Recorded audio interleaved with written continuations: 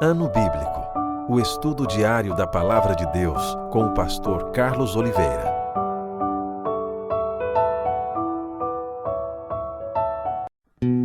Continuando nosso ano bíblico hoje, chegamos à Epístola de Paulo aos Romanos, capítulo 1 ao capítulo 4.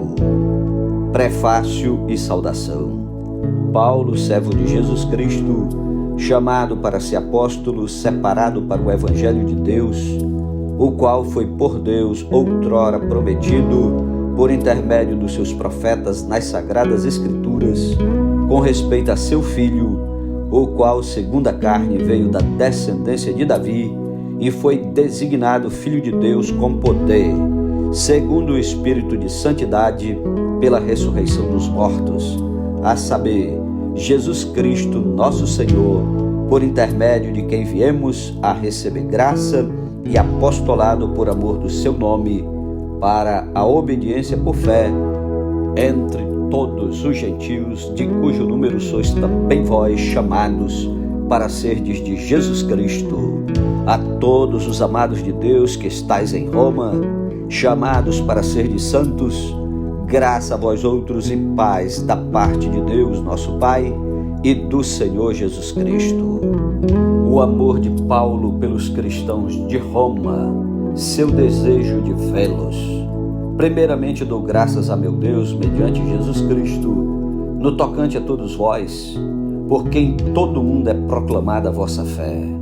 Porque Deus, a quem sirvo em meu espírito no Evangelho de seu Filho, é minha testemunha de como incessantemente faço menção de vós em todas as minhas orações, suplicando que, em algum tempo, pela vontade de Deus, se me ofereça boa ocasião de visitar-vos, porque muito desejo ver-vos, a fim de repartir convosco algum dom espiritual, para que sejais confirmados, isto é, para que em vossa companhia, reciprocamente, nos confortemos por intermédio da fé mútua vossa e minha. Porque não quero, irmãos, que ignoreis que muitas vezes me propus ir ter convosco, no que tenho sido até agora impedido, para conseguir igualmente entre vós algum fruto, como também entre os outros gentios. Pois sou devedor tanto a gregos como a bárbaros, tanto a sábios como a ignorantes. Por isso, quanto está em mim, estou pronto a anunciar o Evangelho também a vós outros em Roma. Pois não me envergonho do Evangelho, porque é o poder de Deus para a salvação de todo aquele que crê, primeiro do judeu e também do grego, visto que a justiça de Deus se revela no Evangelho de fé em fé, como está escrito: o justo viverá por fé.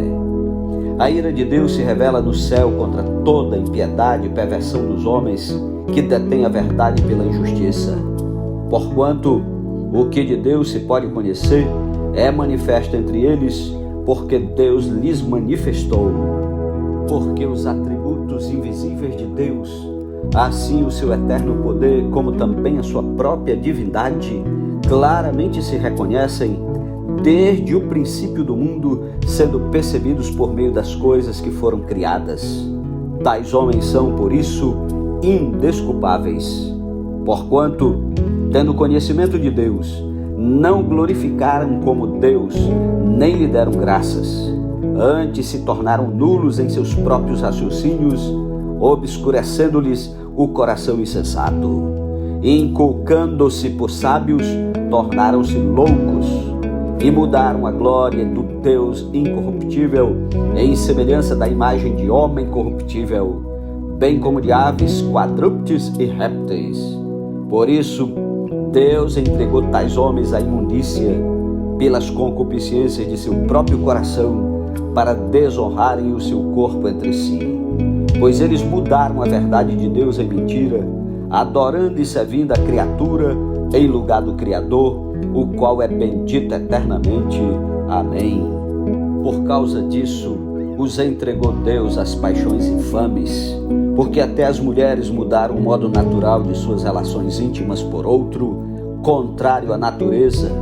Semelhantemente, os homens também, deixando o contato natural da mulher, se inflamaram mutuamente em sua sensualidade, cometendo torpeza, homens com homens, e recebendo em si mesmos a merecida punição do seu erro. E por haverem desprezado o conhecimento de Deus, o próprio Deus os entregou a uma disposição mental reprovável para praticarem coisas inconvenientes, cheios de toda injustiça, malícia, avareza e maldade, possuídos de inveja, homicídio, contenda, dolo e malignidade, sendo difamadores, caluniadores, aborrecidos de Deus, insolentes, soberbos, presunçosos, inventores de males, desobedientes aos pais, insensatos, pérfidos, sem afeição natural e sem misericórdia. Ora, conhecendo eles a sentença de Deus, de que são passíveis de morte, os que tais coisas praticam, não somente as fazem, mas também aprovam os que assim procedem. Capítulo 2. Os gentios e os judeus igualmente culpados. O juízo de Deus. Portanto, és indesculpável, ó homem, quando julgas quem quer que sejas, porque no que julgas a outro, a ti mesmo te condenas, pois praticas as próprias coisas que condenas. Bem sabemos que o juízo de Deus é segundo a verdade contra os que praticam tais coisas. Tu, ó homem, que condenas os que praticam tais coisas e fazes as mesmas, pensas que te livrarás do juízo de Deus?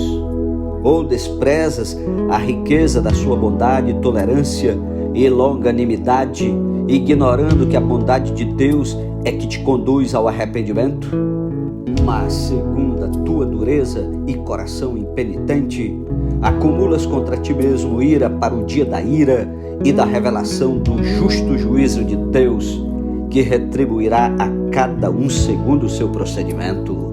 A vida eterna aos que, perseverando em fazer o bem, procuram glória, honra e incorruptibilidade, mas ira e indignação aos facciosos que desobedecem à verdade e obedecem à injustiça. Tribulação e angústia virão sobre a alma de qualquer homem que faz o mal, ao judeu primeiro e também ao grego. Glória, porém, e honra e paz a todo aquele que pratica o bem, ao judeu primeiro e também ao grego, porque para com Deus não há acepção de pessoas. Assim, pois, todos os que pecaram sem lei, também sem lei perecerão, e todos os que com lei pecaram, mediante lei serão julgados, porque os simples ouvidores da lei não são justos diante de Deus, mas os que praticam a lei hão de ser justificados. Quando, pois, os gentios que não têm lei procedem por natureza de conformidade com a lei, não tendo lei, servem eles de lei para si mesmos.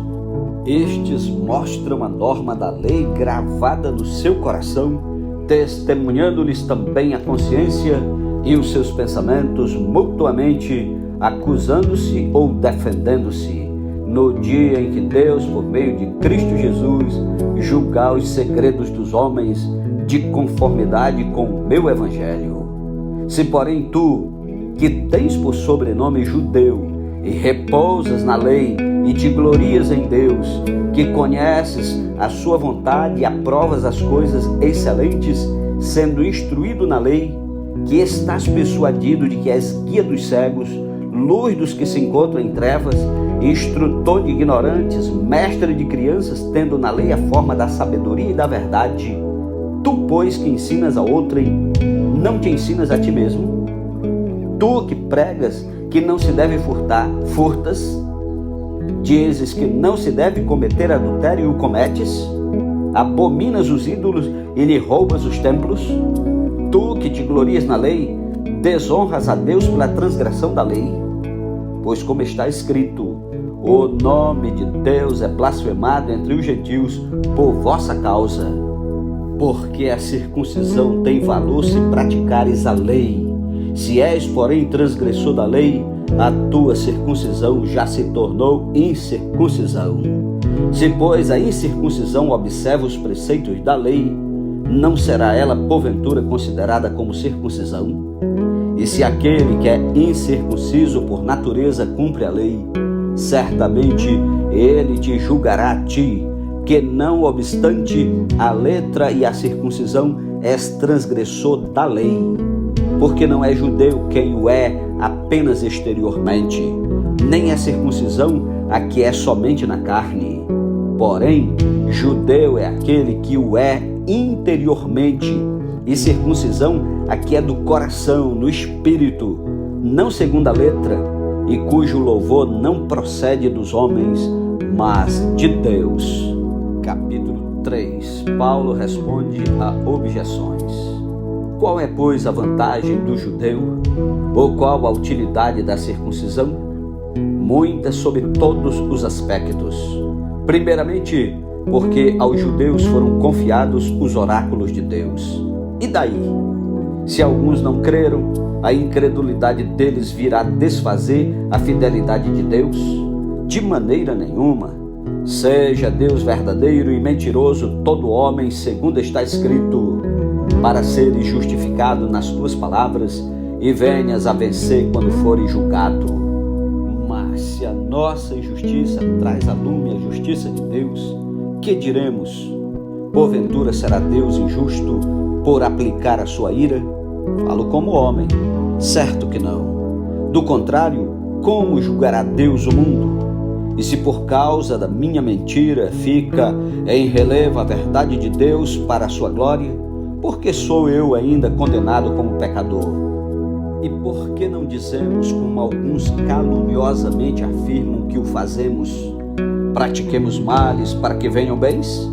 A condenação destes é justa. Que se conclui? Temos nós qualquer vantagem?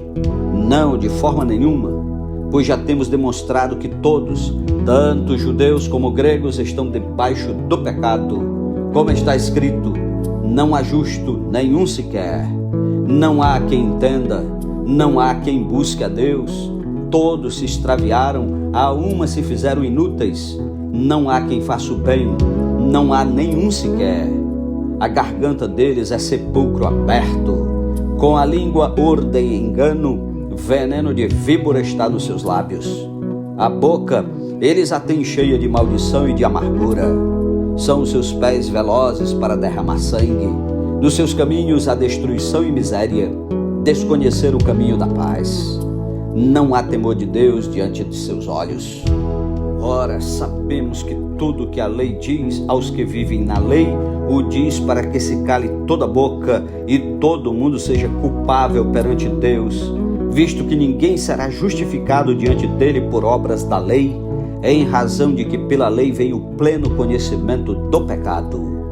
Mas agora, sem lei, se manifestou a justiça de Deus testemunhada pela lei e pelos profetas, justiça de Deus mediante a fé em Jesus Cristo para todos e sobre todos os que creem, porque não há distinção, pois todos pecaram e carecem da glória de Deus, sendo justificados gratuitamente por sua graça, mediante a redenção que há em Cristo Jesus, a quem Deus propôs no seu sangue como propiciação, mediante a fé, para manifestar a sua justiça, por ter Deus, na sua tolerância, deixado impunes os pecados anteriormente cometidos, tendo em vista a manifestação da sua justiça no tempo presente, para ele mesmo ser justo e o justificador daquele que tem fé em Jesus.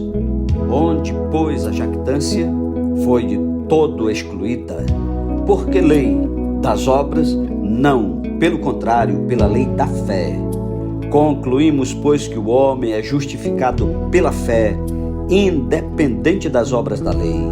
É porventura Deus somente dos judeus? Não é também dos gentios? Sim, também dos gentios, visto que Deus é um só, o qual justificará por fé o circunciso e mediante a fé o incircunciso. Anulamos, pois, a lei pela fé? Não, de maneira nenhuma. Antes confirmamos a lei.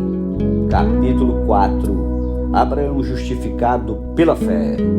Que, pois, diremos ter alcançado Abraão, nosso pai, segundo a carne? Porque se Abraão foi justificado por obras, tem de que se gloriar, porém não diante de Deus. Pois, que diz a Escritura? Abraão creu em Deus e isso lhe foi imputado para a justiça. Ora, ao que trabalha, o salário não é considerado como favor, e sim como dívida. Mas ao que não trabalha, porém crê naquele que justifica o ímpio, a sua fé lhe é atribuída como justiça. E é assim também que Davi declara ser bem-aventurado o homem a quem Deus atribui justiça independente de obras. Bem-aventurados aqueles cujas iniquidades são perdoadas e cujos pecados são cobertos. Bem-aventurado o homem a quem o Senhor jamais imputará pecado. Vem, pois, esta bem-aventurança exclusivamente sobre os circuncisos ou também sobre os incircuncisos? Visto que dizemos, a fé foi imputada a Abraão para a justiça. Como, pois, lhe foi atribuída? Estando ele já circuncidado ou ainda incircunciso? Não no regime da circuncisão, e sim quando incircunciso. E recebeu o sinal da circuncisão como selo da justiça da fé que teve quando ainda incircunciso, para vir a ser o pai de todos os que creem, embora não circuncidados, a fim de que lhes fosse imputada a justiça, e pai da circuncisão, isto é, daqueles que não são apenas circuncisos, mas também andam nas pisadas da fé que teve Abraão, nosso pai, antes de ser circuncidado. Não foi por intermédio da lei que a Abraão ou a sua descendência coube a promessa de ser herdeiro do mundo, e sim mediante a justiça da fé. Pois se os da lei é que são os herdeiros, anula-se a fé e cancela-se a promessa, porque a lei suscita a ira, mas onde não há lei, também não há transgressão. Essa é a razão por que provém da fé, para que seja segundo a graça, a fim de que seja firme a promessa para toda a descendência, não somente ao que está no regime da lei, mas também ao que é da fé que teve Abraão, porque Abraão é pai de todos nós, como está escrito, por pai de muitas nações te constituí, perante aquele no qual creu, o Deus que vivifica os mortos e chama à existência as coisas que não existem. Abraão, esperando contra a esperança, creu para vir a ser pai de muitas nações, segundo lhe fora dito, assim será a tua descendência. E sem enfraquecer na fé, embora levasse em conta o seu próprio corpo amortecido, sendo já de 100 anos e a idade avançada de Sara, não duvidou por incredulidade da promessa de Deus, mas pela fé se fortaleceu, dando glória a Deus, estando plenamente convicto de que ele era poderoso para cumprir o que prometera. Pelo que isso lhe foi também imputado para a justiça. E não somente por causa dele está escrito que ele foi levado em conta, mas também por nossa causa, posto que a nós igualmente nos será imputado, a saber, a nós que cremos naquele que ressuscitou dentre os mortos, a Jesus nosso Senhor, o qual foi entregue por causa das nossas transgressões e ressuscitou por causa da nossa justificação. Amém. Louvado seja Deus pela sua santa palavra. Concluímos a leitura dos primeiros capítulos da Epístola aos Romanos. Que Deus o abençoe. Continuemos, falta pouquinho para concluirmos esse ano bíblico. Compartilhe a palavra de Deus com aqueles que precisam ouvir. Tenha um ótimo dia e até amanhã em nome de Jesus. Amém.